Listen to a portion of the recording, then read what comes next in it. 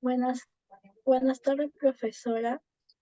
En esta oportunidad le presentamos nuestro ensayo. El tema es la violación hacia los derechos humanos durante las protestas en Perú. Somos el grupo 2 y están conformados por mi persona, Canario Viviana, Alejandro Paredes Seguía. Linda Carolina Sabanto.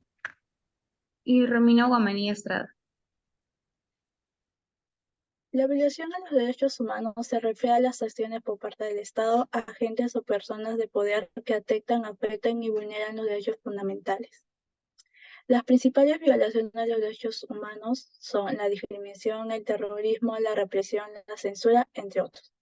En esta coyuntura, las cifras cada día iban en aumento a nivel nacional debido a las protestas contra el gobierno de Dina Boluarte, mayormente en las regiones como Ayacucho y Puno. Sin embargo, en otros países como Ecuador, los miembros de Confederación de Nacionalidades Indígenas llevaron a cabo protestas por reclamos que incluían la demanda de un menor precio de la gasolina y el diésel. Es por ello que gracias a la Conferencia Episcopal Ecuatoriana, el gobierno ecuatoriano y los líderes del grupo sindical llegaron a un acuerdo para poner fin a dicho enfrentamiento y lograr la paz social en el Perú, en el país. Ante ese contexto surge la siguiente pregunta controversial. ¿Consideras que se violan los derechos humanos en las protestas que se dieron en el gobierno de Dina Boluarte? Consideramos que sí se violan los derechos humanos en las protestas que se dieron en el mandato de nuestra actual presidenta.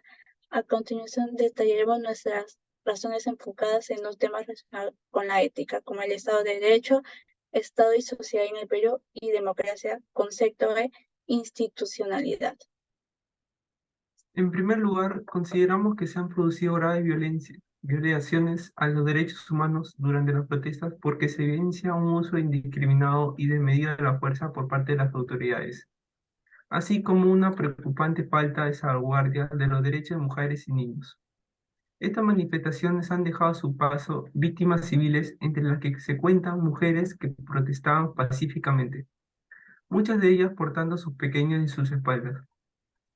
Estas fueron dispersadas de manera violenta mediante el empleo de bombas lacrimógenas. Bowle en el 2013 menciona que el Estado debe garantizar el acceso a la justicia, los recursos, la reparación y la indemnización a las víctimas, incluso asumiendo el costo de tratamiento médico de los heridos. Estas medidas que menciona son de suma importancia, ya que contribuyen a restablecer la confianza y a brindar una respuesta adecuada a las víctimas de estas violaciones de derechos. También menciona que Perú requiere adoptar reformas políticas para reforzar el Estado de Derecho, la separación de poderes y crear una democracia más representativa y participativa. Las reformas políticas son fundamentales para fortalecer el sistema democrático en Perú, ya que permiten reforzar el Estado de Derecho, garantizar la separación de poderes y promover una mayor representatividad y participación ciudadana. Al adoptar esta reforma se busca crear un entorno en el cual se asegure el acceso a la justicia, se protejan los derechos de los ciudadanos y se fomente una mayor responsabilidad y transparencia por parte de las autoridades. No se puede pasar por alto que tales acciones de gobierno contradicen enérgicamente los principios fundamentales de los derechos humanos y anulan el valor social de la democracia. Por ello, es importante que se lleve a cabo una investigación exhaustiva e imparcial para identificar a los responsables y que se le apliquen las sanciones correspondientes. Por lo tanto, podemos reafirmar nuestra postura acerca de que los derechos humanos fueron totalmente quebrantados durante las protestas. Bueno, en segundo lugar, consideramos que efectivamente en el Perú se violaron los derechos humanos en las protestas contra Dina Boluarte, ya que se percibió una notoria diferenciación de manejo del problema en provincias. Los terribles resultados de las protestas fueron visibles en gran parte del Perú, específicamente en Ayacucho y Puno, las cuales sufrieron mayor cantidad de fallecidos y lesionados.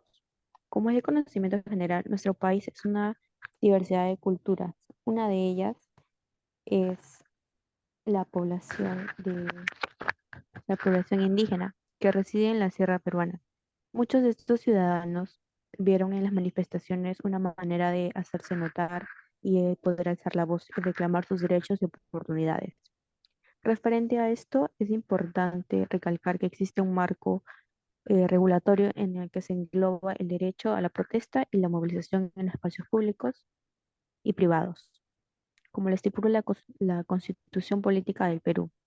Además, durante este episodio hemos sido testigos de cómo numerosos grupos, entre ellos mujeres y niños de la zona centro-sur, convertían en la capital para hacer válida su voz.